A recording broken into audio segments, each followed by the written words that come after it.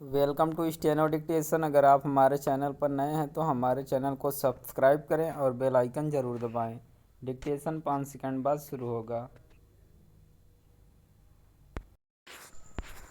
Start.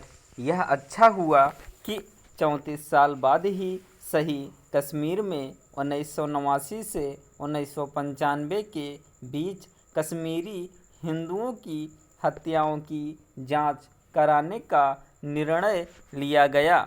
यह जांच जम्मू कश्मीर की एजेंसी SIA यानी राज्य जांच एजेंसी को सौंपी गई है। यह एजेंसी हाई कोर्ट के सेवानिवृत्त जज नीलकंठ गंजू की हत्या की भी जांच करेगी, जिन्हें केवल इसलिए मार डाला गया था क्योंकि उन्होंने न्यायाधीश के तौर पर जम्मू कश्मीर लिबरेशन फ्रंट के आतंकी मकबूल बट को फांसी की सजा सुनाई थी। 1989 से 1995 के बीच बड़ी संख्या में कश्मीरी हिंदुओं की नृशंस तरीके से हत्या ही नहीं की गई थी, बल्कि उनकी महिलाओं से दुष्कर्म भी किए गए थे। इसके अलावा कश्मीरी हिंदुओं को हर संभव तरीके से प्रताड़ित और आतंकित किया गया था। वास्तव में वे इसी कारण बड़ी संख्या में कश्मीर घाटी छोड़ने के लिए विवश हुए।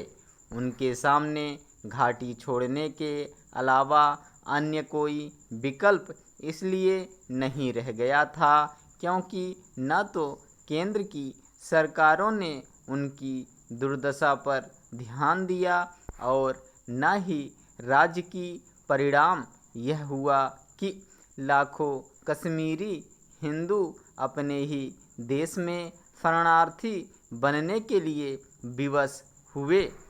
कुछ को तो वर्षों तक जम्मू में बेहद दयनीय दशा में अपनी गुजर बसर करनी पड़ी।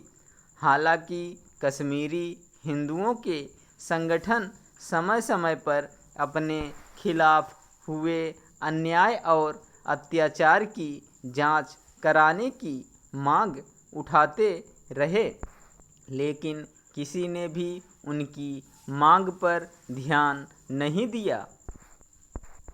यह समझना कठिन है कि घाटी छोड़ने और दर दर भटकने वाले कश्मीरी हिंदुओं को न्याय दिलाने की कहीं कोई कोशिश क्यों नहीं की गई। इस संदर्भ में एक प्रश्न सुप्रीम कोर्ट को लेकर भी उठता है कि आखिर बार बार अनुरोध करने के बाद भी वह कश्मीरी हिंदुओं के साथ हुए अन्याय के मामलों की जांच कराने के लिए तैयार क्यों नहीं हुआ।